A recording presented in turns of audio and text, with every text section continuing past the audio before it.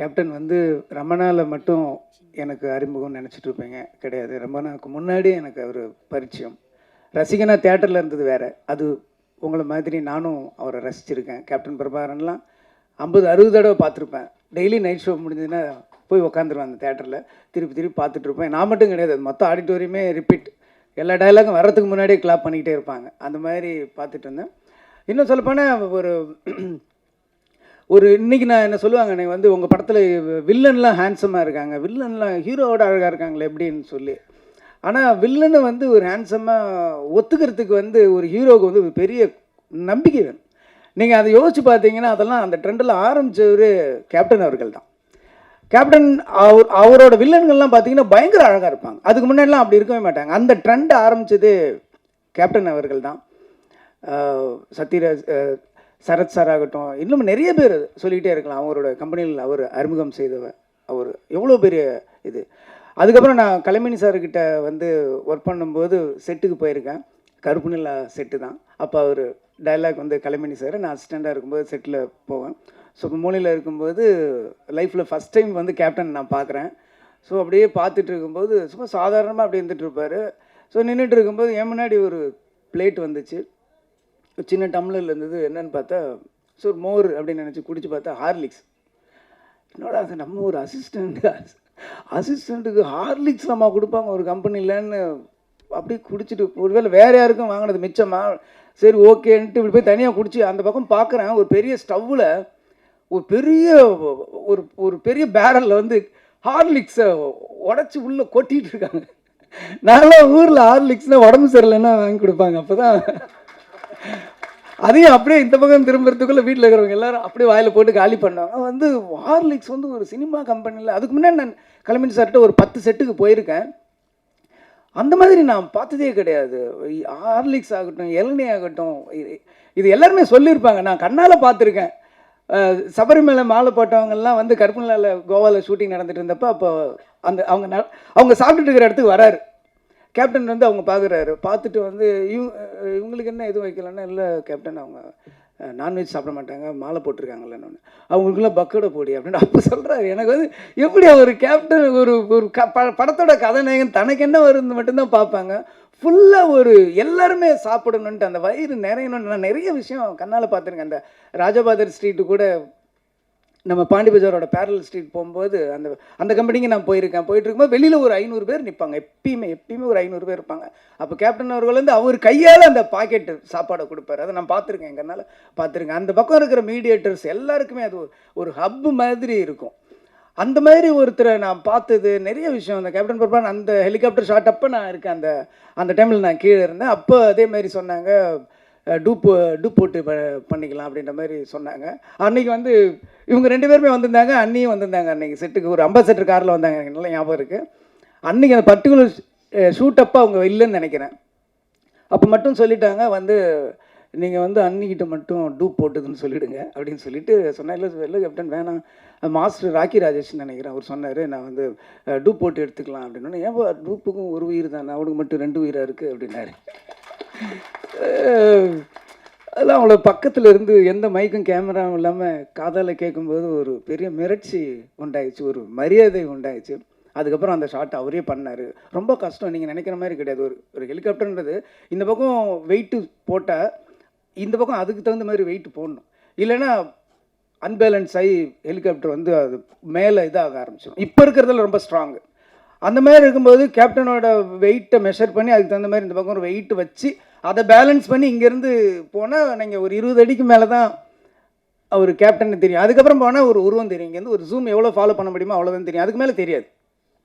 So எவ்வளோ நடிகர்கள் வந்து நடிக்கும்போது ஒரிஜினல் பண்ணுவாங்க, பாடி டபுள் பண்ணுவாங்க, ஃபேஸ் ரீப்ளேஸ் பண்ணுவாங்க, சிஜி பண்ணுவாங்க, எவ்வளவோ பண்ணிவிட்டு நான் தான் பண்ணேன்னுவாங்க. ஆனால் தான் பண்ணிவிட்டு வெளியில் வந்து நான் பண்ணேன்னு சொல்லாதீங்க, டூப் பண்ணேன்னு சொல்லுங்கள் அப்படின்னு சொன்ன ஒரு பெரிய மனசு உள்ளவர் நான் அன்றைக்கி தான் நான் நேரில் பார்த்தேன். அதுக்கப்புறம் ரமணா உருவாகுச்சு. ரமணா உருவாகும் போதும் சரி, ஃபைட் சீன்லாம் பார்த்தீங்கன்னா ஃபைட்டர்ஸ் எல்லாரோட பேரும் தெரியும். எல்லோரும் சின்ன சின்ன ஃபைட்ரு, அந்த கம்பி கட்டுறவங்க, ரோப்பு இருக்கிறவங்க எல்லார் பேரையும் எல்லாருக்குமே தெரிஞ்சிருக்கும். அப்போ அந்த கம்பி ரோப்புலாம் அப்படின்னும்போது நீ ஃபைட்டருக்கு வேணால் வை, எனக்கு வைக்காது அப்படின்றவார். என்னன்னா இல்லை நான் இன்ன வரைக்கும் நான் ஒரிஜினலாக தான் பண்ணியிருக்கேன். நான் ரோப் வச்சு பண்ணேன்னா இதுக்கப்புறம் பண்ணது எல்லாமே நான் பண்ணது இல்லைங்கிற மாதிரி அர்த்தமாயிடும் அப்படின்னு சொல்லி எல்லாத்துக்கும் பார்ப்பாரு. ஃபைட்டர்ஸ் பண்ணும்போது உட்காந்துருப்பாரு. கேரவன்னு ஒன்று கிடையவே கிடையாது. கேரவன்னு ஒன்று கிடையவே கிடையாது. ஒரே ஒரு சீன் வந்து ரெட் ஹில்ஸில் எடுத்தேன். அப்போ ட்ரெஸ் சேஞ்ச் பண்ணுறதுக்கோ காஸ்டியூம் சேஞ்ச் பண்ணுறதுக்கோ ஒரு இடம் இருக்காது. ஏன்னா ஃபுல்லாக அந்த ரெட் ஹில்ஸ் அந்த ஒரு ஹில்ஸ் மாதிரி இருக்கும். அந்த ஏரியாவில் வந்து ஒரே ஒரு கேரவன் பட்டு அவர்கிட்ட தெரியாமல் அவங்க சொல்லிவிடும். அதுக்கு அவ்வளோ திட்டினார். யாரை கேட்டா கேரவன் சொன்னீங்க? இன்றைக்கி போய் ஒரு ஷூட்டிங் போனீங்கன்னா ஷூட்டிங் அங்கே நடக்குதுன்னா 1 கிலோமீட்டர் கேரவன் ட்ரெயின் மாதிரி நிற்கும்.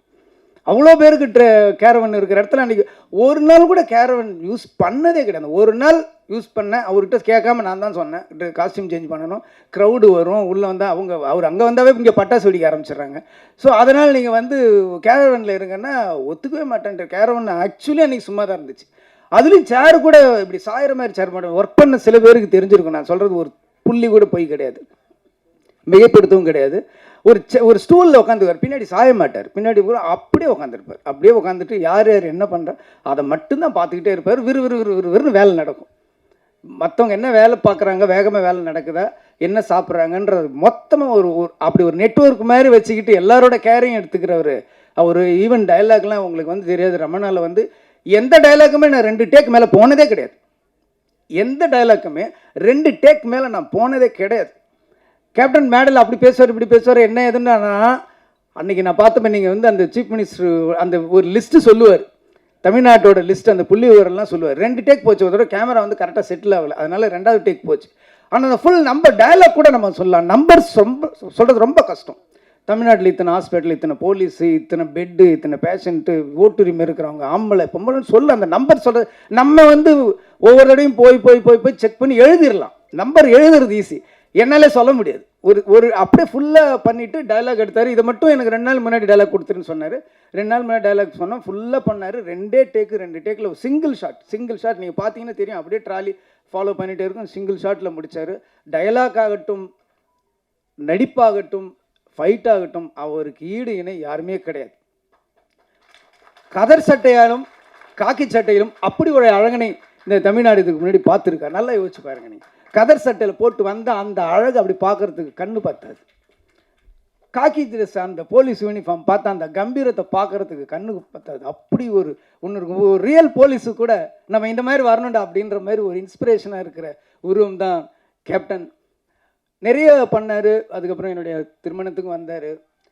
ஏன் இப்படி சும்மா மொட்டை பையனாகவே சுற்றிட்டு இருக்க, முதல்ல கல்யாணத்தை முடி, உடனே குழந்தை பெற்றுருன்னு சொல்லி எந்த ஹீரோ அப்படி சொல்லுவாங்க? யோசிச்சு பாருங்கள். படம் நடித்தா அதுக்கப்புறம் நம்பரை டெலிட் பண்ணி அடுத்த படம் ஹிட்டு திருப்பி ஒர்க் பண்ணால் தான் திருப்பி நம்பரே சேவ் பண்ணுறேன். இந்த உலகத்தில் அவன் என்ன பண்ணுறான், என்ன பண்ணுற இப்படின்னு வந்து என் கல்யாணத்து வரைக்கும் வந்து சிரமம், எவ்வளோ சிரமம். இங்கேருந்து இங்கே செங்கல்பட்டு தாண்டும் போதிலேருந்தே வண்டி டிராஃபிக் ஜாக ஆரம்பிச்சிருச்சு.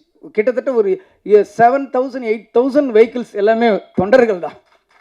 அன்றைக்கி வரலாறு காணாத கூட்டம்னா எனக்காக கிடையாது, கேப்டனுக்காக. அந்த ஸ்டேஜில் அவ்வளோ கூட்டத்தில் நாங்கள் 2 பேரும் இப்படி முண்டிகிட்டு இருந்தோம். அவ்வளோ ஒரு வரலாற்று சிறப்புமிக்க ஒரு திருமணமாக என்னுடைய திருமணத்தை மாட்டின ஒரு கேப்டன் அவர்கள். ஒரு அற்புதமான மனிதர். இங்கே வந்து கஸ்தூரிராஜா சார் வந்து நானும் ஒர்க் பண்ணியிருக்கேன்னு எனக்கு சின்ன பொறாமையாக இருந்தது. ஏன்னா எனக்கு மட்டும்தான் அந்த பெருமை இருக்கும்னு நினச்சேன். அவரும் ஒர்க் பண்ணியிருக்காரு. ஸோ அந்த ஒரு மனிதரை வந்து நம்ம அவ்வளோ பக்கத்தில் இருந்து என் வாழ்க்கையில் வந்து நான் 1 வருஷத்தை அவரோட கழிச்சிருக்கேன் போது அந்த ஒவ்வொரு நினைவுகளும் என் வாழ்க்கையில் எப்பயுமே எதிரொலிச்சிக்கிட்டு இருக்கும். அவர் குரல் எப்பயுமே என் காதில் கேட்டுக்கிட்டே இருக்குங்கிற போது எனக்கு ரொம்ப அதை விட ஒரு பெருமை என்ன இருக்க முடியும்? அப்படி ஒரு மனிதர் நம்ம மண்ணில் இருந்தார். ஒரு பெரிய நம்ம வாழ்க்கையில் எப்பயுமே நம்ம கடவுள் வந்து எப்பயோ ஒரு வழி வந்து நமக்கு என்றைக்குமே ஒரு இழப்பையும் ஒரு பிரிவையும் நமக்கு வந்து யாராலையுமே ஈடு செய்ய முடியாது. எந்த மருந்தாலும் அதற்கு அதை ஆற வைக்கவும் முடியாதுன்றது வந்து கேப்டனுடைய இழப்பு. இருந்தாலும் கேப்டன் ஒரு அற்புதமான 2 சிங்கக்குட்டிகளை கொடுத்துருக்காரு. கேப்டன் வந்து எல்லாருக்கும் எல்லாமே கொடுத்துருக்காரு. ஆனால் யாருக்குமே கொடுக்காத ஒன்றே இந்த படத்தோட ஹீரோ கொடுத்துருக்காரு. அவரோட 2 கண்கள். அந்த கண்ணு போதும் கேப்டன் பார்க்குற மாதிரி அப்படியே இருக்குது. எவ்வளோ பேருக்கு இண்டஸ்ட்ரியில் இருக்கிற ஒரு வாழ்க்கை கொடுத்துருக்காரு. ஆர் சுந்தரராஜன் மாதிரி சார் மாதிரி ஒரு வில்லேஜ் படத்தில் நடிப்பார். அந்த பக்கம் பார்த்தா ஆர்மியோட ஃபைட் பண்ணிகிட்டு இருப்பார். ஃபில்ம் இன்ஸ்டிடியூட்டோட இன்னும் அடையாறு ஃபில்ம் இன்ஸ்டியூட் அந்த டைமில் வந்து அவ்வளோ இன்றைக்கி இருக்குது விஸ்காம் அவ்வளோ இருக்குது. அன்றைக்கி டைமில் அடையார் ஃபில்ம் இன்ஸ்டியூட் வந்து உள்ளே வந்தது Aabavanan sir, Selvamani sir, Udhayakumar sir, அவ்வளோ பேர் இன்ஸ்டியூட்டில் அந்த டிஎஃப்டிலேருந்து வெளில வந்ததுக்கு எல்லாமே ஒரே காரணம் வந்து கேப்டன் அவர்கள் தான். இன்றைக்கி வந்து நடிகர் சங்கம் ஆகட்டும் எவ்வளோ பேரை உருவாக்கியிருக்காரு. அவர் வீட்டிலேருந்து ஒரு பையன் வந்து நம்ம இண்டஸ்ட்ரிக்கு வந்திருக்காருன்னும் போது நம்ம வந்து 2 கையை விரித்து அவருடைய வாரி அணைச்சிக்கணும் அவரை. அது வந்து அவர் சொன்ன மாதிரி இது கேட்கறதுக்கு எனக்கு உரிமை இருக்குன்னு சொல்லார், என்ன செய்யறதுக்கு எங்களுக்கு கடமை இருக்குங்கிறது தான் உண்மை. அதனால் பத்திரிகை நண்பர்கள் ஒரு 2-3 படத்துக்கு அவர் படங்களில் நல்லதை மட்டும் எழுதுங்க, நம்ம அதுக்கப்புறம் நம்ம ஒரு கரெக்டாக பார்த்துக்கலாம். ஆனால் அந்த ஃபஸ்ட்டு என்கரேஜ் பண்ண வேண்டியது உங்கள் கையில் தான் இருக்குது. இண்டஸ்ட்ரியில் இவ்வளோ பேர் என்ன மாதிரி எவ்வளோ பேர் வாழ்ந்துட்டுருக்காங்க, எவ்வளோ பேர் எத்தனையோ வயிறுகள் இன்னமும் சாப்பிட்டுட்டு இருக்கிறதுக்கு அவர் காரணமாக இருந்திருக்காரு. அதனால் அவருக்கா இந்த படம் மிகப்பெரிய வெற்றியை நம்ம கொடுக்கணும், அது அடையும். ரொம்ப பிரமாதமாக இருக்கார். எனக்கு ஒரே ஒரு சந்தேகம் தான், எப்படி இவருக்கு கட் அவுட் வைப்பாங்கன்னு நான் ஆச்சரியப்படுறேன். ஏன்னா இவரே கட் அவுட் மாதிரி இருக்கார். இவ்வளோ ஒரு கம்பீரமான ஒரு கதாநாயகன் தமிழ் சினிமா கிடச்சிருக்காரு. ரொம்ப சந்தோஷமாக இருக்குது. வளர்ந்து வாங்க, ரமணா 2 எடுப்போம். திருப்பியும் வந்து நம்ம கேப்டனை வந்து நம்ம காட்டுவோம். இந்த படம் ரொம்ப அற்புதமாக இருக்குது. யானை வச்சு பண்ணியிருக்காரு. யானையும் ஒரு சிங்கம் நடித்த மாதிரி தான் இருந்துச்சு எனக்கு பார்க்கும்போது. கள்ளழகர்லேயும் கேப்டன் அவர்கள் வந்து யானையோட நடித்தார். அப்போ ஒரு இன்டர்வியூக்குள்ள நான் படித்த ஞாபகம் இருக்குது. நான் வந்து யானை வந்து அப்படியே ஒரு குழந்தை மாதிரி பிஹேவ் பண்ணுது, நானே ஒரு யானை வாங்கலான்னு இருக்கேன் அப்படின்னு ஏதோ ஒரு இன்டர்வியூவில் அவர் சொன்னது மாதிரி நான் படித்த ஞாபகம் இருக்குது.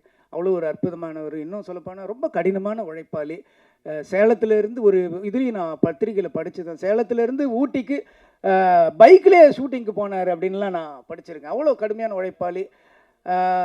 உழவன் மகன் படத்தில் வந்து ஏவிஎம் ஸ்டுடியோவில் 2 ஃப்ளோரில் வந்து ஒரு ஃப்ளோரில் வந்து ஃபைட் எடுத்துகிட்டு இருக்காங்க. ரிலீஸ் ஃபிக்ஸ் பண்ணியாச்சு. ஒரு ஃப்ளோரில் வந்து ஃபைட் எடுத்துகிட்டு இருக்காங்க, இன்னொரு ஃப்ளோரில் வந்து சாங் எடுத்துகிட்டு இருக்காங்க. ஸோ இங்கே ஒரு யூனிட், இங்கே ஒரு யூனிட் இருக்குது. இங்கே ஃபைட் பண்ணுறாரு, அங்கே போய் சாங் நடிச்சிட்டு வர்றாரு. 2 பேர் மாற்றி ஒரு 4-5 டேஸ் கூட நடித்தவங்க. ராதா இவங்க எல்லாமே மயங்கி விழுந்துட்டாங்களாம். அப்போவும் ஹார்ட் ஒர்க் பண்ண ஒரு அற்புதமான ஒரு ஸோ கேப்டன் வந்து எல்லாத்துலேயுமே ஒரு 100 மார்க் வாங்கினவர். உழைப்புலையும் சரி. நீங்கள் வந்து கேப்டனை வந்து வீட்டில் பார்த்துருப்பீங்க, நாங்கள் பக்கத்தில் செட்லேயே பார்த்துருக்கோம். அவர் அளவுக்கு நீங்களும் கடினமாக உழைக்கணும். அதே அளவுக்கு புகழ் கொடுக்கறதுக்கு தமிழ் மக்களும் ரெடியாக இருக்காங்க. எல்லாரும் அவருக்கு வாழ்த்துக்களை சொல்லணும். நீங்களும் இந்த படம் மிகப்பெரிய வெற்றி அடையணும். இந்த படத்தோட இயக்குனர், ஒளிப்பதிவாளர் எல்லாருமே நல்லா பண்ணியிருக்கீங்க. எல்லாருக்கும் என்னுடைய வாழ்த்துக்கள். படம் மிகப்பெரிய வெற்றி அடையணும்னு சொல்லி நான் இறைவனையும் கேப்டன் அவர்களையும் வேண்டிக் கொள்கிறேன். நன்றி.